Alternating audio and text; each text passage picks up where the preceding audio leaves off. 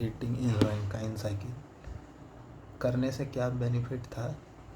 Dryness fraction भी बढ़ रहा था, नहीं तो नॉर्मली हम यहीं से एक्सपेंड करा देते हैं, ठीक है।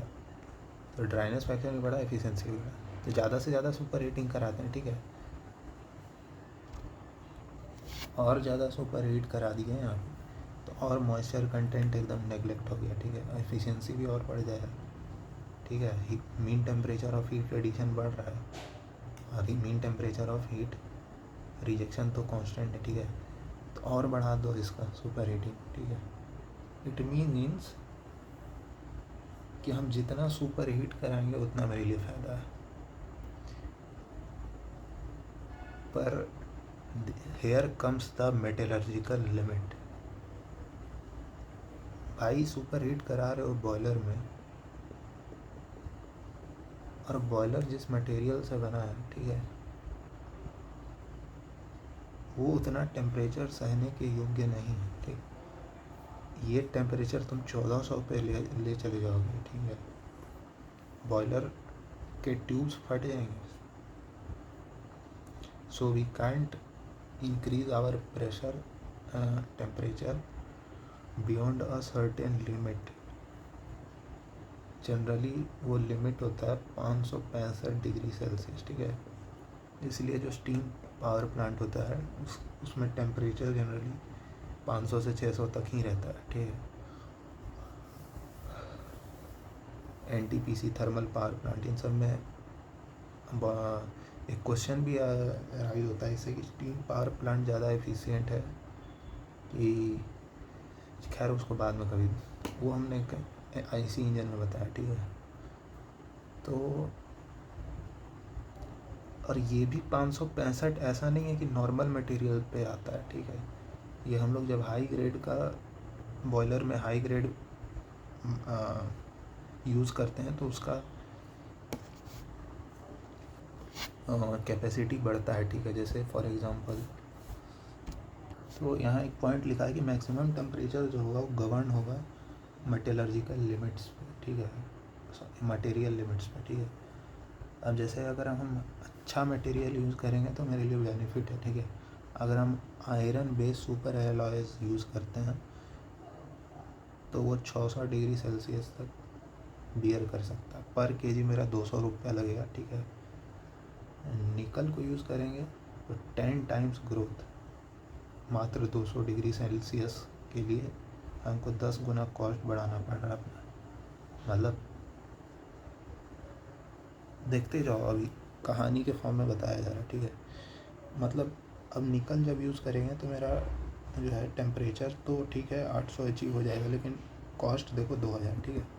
कोबाल्ट पे जब स्विच करेंगे तो 10,000 कॉस्ट और टेम्परेचर हो जाएगा 1000 डिग्री के आसपास।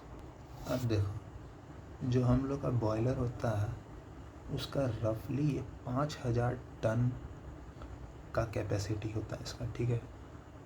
अगर हम 200 रुपये का iron base super alloy use करें, मेरा खर्चा बैठेगा 5000 करोड़ का, 200 रुपया पर केजी, ठीक है। 2000 रुपीज़ का अगर हम कोबाल्ट यूज़ करें, टेम्परेचर 1000 डिग्री अचीव हो रहा है, मेरा यहाँ खर्चा बैठेगा 50,000 करोड़। और ये 5,000 करोड़ रिकवर करने में थर्मल पावर प्लांट को, सॉरी स्टीम पावर प्लांट को, हाँ वही एक ही चीज़ है, 10 साल चलना पड़ेगा, तब जाके ये रिकवरी होगा, ठीक है। और ये 50,000 करोड़ कब रिकवर होगा? जब सालों साल लगेंगे, ठीक है। तो उतने साल तक क्या मतलब हमारा, मतलब जो मेन कोर पार्ट है कि कॉस्ट इतना हैवी हम लोग नहीं उठा सकते छोटे से चीज़ के लिए, ठीक है। छोटा चीज़ नहीं है, एफिशिएंसी बढ़ रहा है मानते हैं, लेकिन इसको वो चीज़ कंपनसेट करने में पूरा उम्र बीत जाएगा, ऐसा भी हो सकता है, ठीक है। मतलब ऐसा हो सकता है 50 साल तक चल रहा है पावर प्लांट, ठीक है। तो सुपर हीटिंग हम लोग का एक लिमिट हो गया, ठीक है। मानते हैं इस बात को कि उससे एफिशिएंसी बढ़ रहा है, इवन ड्राइनेस फ्रैक्शन भी बढ़ रहा है, there is a certain limit. तो अब आता है कि चलो सुपर हीटिंग का एक सर्टेन लिमिट है, तो क्या हुआ, हमारे पास दो ऑप्शन और है। ऑप्शन तो दो ऑप्शन थे ना कि कंडेंसर प्रेशर को डिक्रीज़ करा देंगे, लेकिन कंडेंसर प्रेशर जो है जनरली मेंटेन रहता है 0.1 बार पे। हमने कहा भी था कि कोल्ड वाटर फ्लो कराते हैं तो उससे सारा स्टीम कंडेंस हो जाता है और अंदर वैक्यूम जनरेट हो जाता है। तो अल्टीमेटली एक ऑप्शन और बचा बॉयलर प्रेशर बढ़ाने का, ठीक है।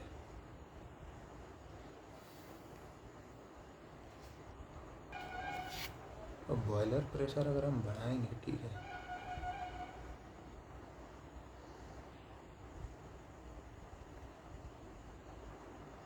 मेरा फिर से वही दिक्कत, हम फिर से वेपर डोम के एकदम अंदर में चले जा रहे हैं।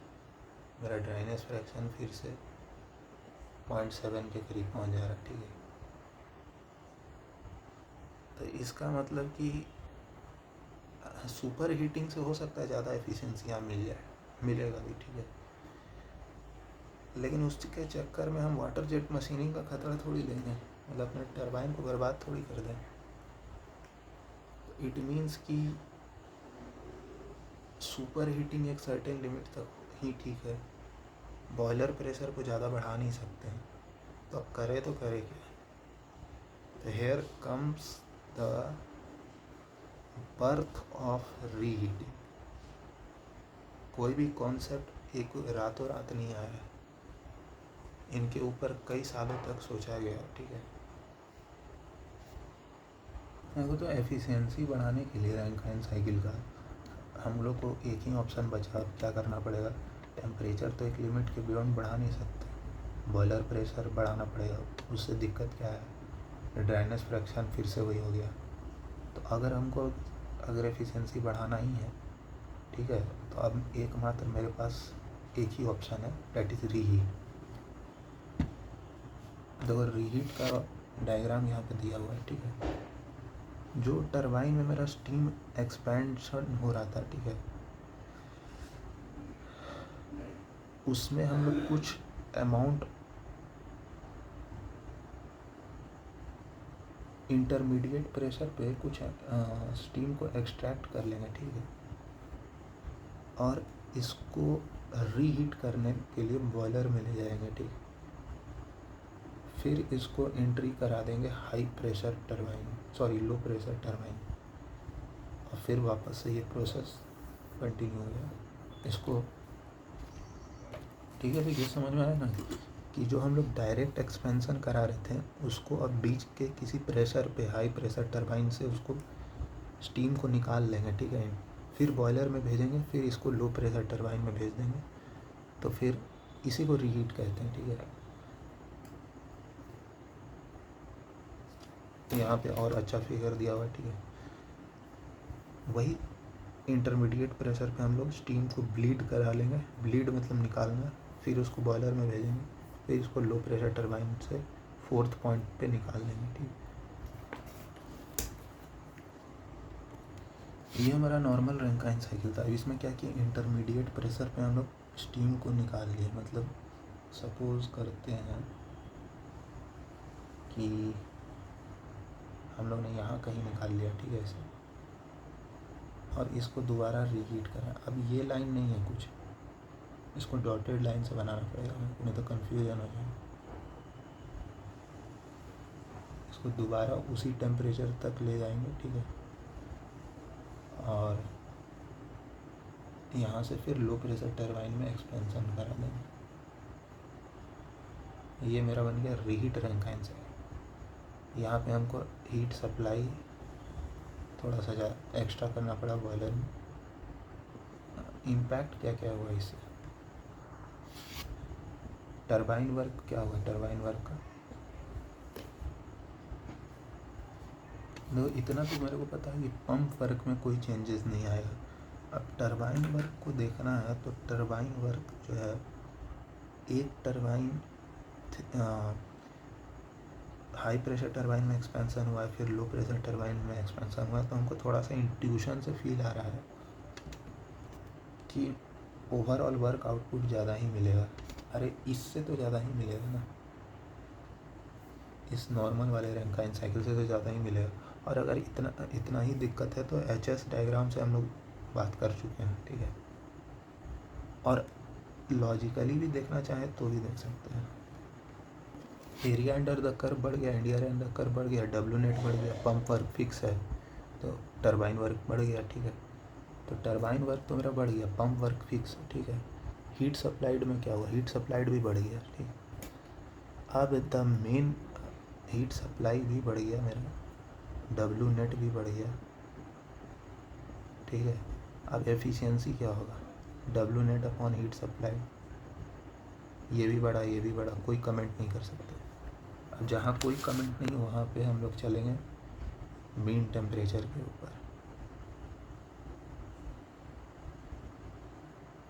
तो ओवरऑल मीन टेम्परेचर अब मेरे को बताना है, लेकिन मीन टेम्परेचर अब हम कैसे बताएं। मीन टेम्परेचर बढ़ भी सकता है, घट भी सकता है। यहाँ पर मीन टेम्परेचर का of heat addition, it can increase और it can decrease, it depends. कैसे, तो देखो, अब मान लो कि 30 बच्चे थे क्लास में जिनका कुछ कुछ डेटा था, हाइट का डेटा हो सकता, कुछ भी होगा, ठीक है। 60 था मीन, ठीक है, मार्क्स ही मान लो। फिर और 10 बच्चे हम लोग और ऐड कर दिए तो मीन जो है, नया मीन जो है इन 10 बच्चों का वो 70 हो गया, ठीक। तो क्यूमुलेटिव मीन कितना हुआ वो मेरे को बताना है। इसका मतलब कि 30 बच्चा का अगर मार्क्स 60 है, सॉरी 60 बच्चों का, अगर 30 बच्चों का 60 है तो टोटल, देखो मीन क्या होता है, sum of observation by total number of observation.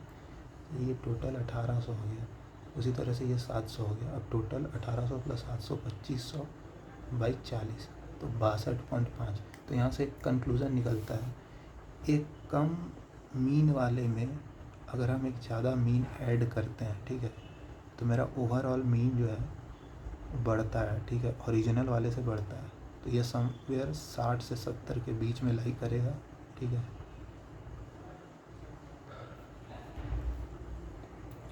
तो अब यहाँ पे गेम है, ठीक है, यहीं पे मेन कॉन्सेप्ट छुपा हुआ है। अगर मान लो इसका टी मीन जो है T1 है, ठीक है, रीहीट कराने के बाद जो मेरा प्रोसेस हुआ, ठीक है,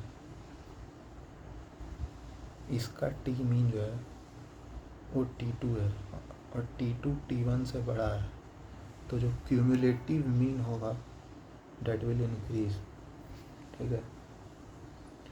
अभी हम लोग एग्जाम्पल्स भी देख चुके हैं, ठीक है। कुछ लोग कहते हैं कि इसको, हाँ, तो क्यूमुलेटिव मीन इंक्रीज होगा। कुछ लोग का कहना होता है कि इसको यहाँ पर लाने के बजाय इसको थोड़ा और नीचे ले आते हैं, ठीक है, और यहाँ से इसको एक्सपेंड कराते हैं, ठीक। तो यहाँ पर क्या होगा कि ये जो इनिशियल टी मीन था और जो हमारा नया टी मीन आएगा उससे कम आएगा, ठीक है, कुछ यहाँ पे बीच में आएगा कहीं। तो क्यूमुलेटिव मीन डिक्रीज हो जाएगा। हमको तो एफिशिएंसी को बढ़ाना है ना, एफिशिएंसी बढ़ाना है तो हमको क्यूमुलेटिव मीन बढ़ाना है, मतलब T1 से तो ऊपर ही रखना है। इसीलिए हम इसको जनरली इस सैचुरेटेड लिक्विड लाइन तक नहीं लाते हैं, ठीक है।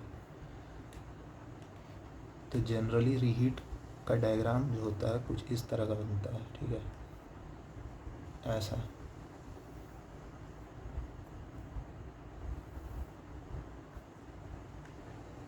उसके पीछे, हर चीज़ के पीछे एक लॉजिक है, ठीक है। तो कई सारे बॉयलर प्रेशर्स के करस्पॉन्डिंग एक रिज़ल्ट आया, हालांकि ऐसा कोई मतलब एक्सपेरिमेंटल चीज़ है, ठीक है, कि अगर reheat pressure is greater than 20% of the boiler pressure, reheat pressure कौन सा, ये वाला लाइन, रीहीट प्रेशर जो है अगर 20% से, बॉयलर प्रेशर अगर 20% से ज़्यादा है तो नॉर्मली, मतलब 99% केसेस में,